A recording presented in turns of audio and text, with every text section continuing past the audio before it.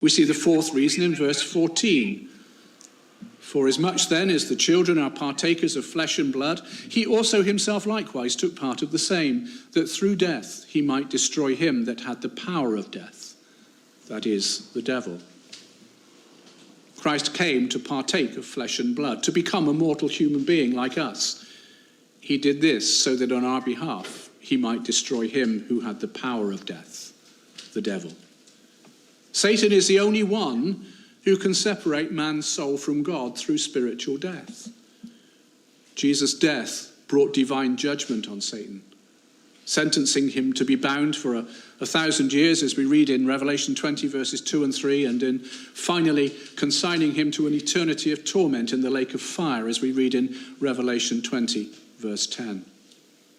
It's interesting that it's an eternity of torment, which means that there's no death in hell, not physical death, only torment. It was at the cross that Jesus fought with Satan in order to break his power.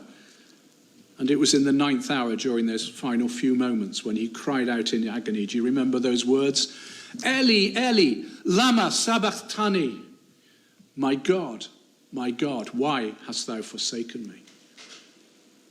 When Jesus took upon himself the sins of the whole world, he was momentarily separated from his Father.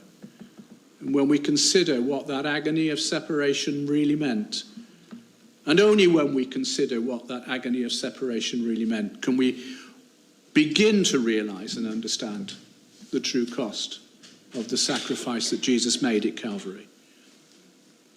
And it's worth pausing again for a moment just to consider the question, on whose territory are we living? Are we living on God's territory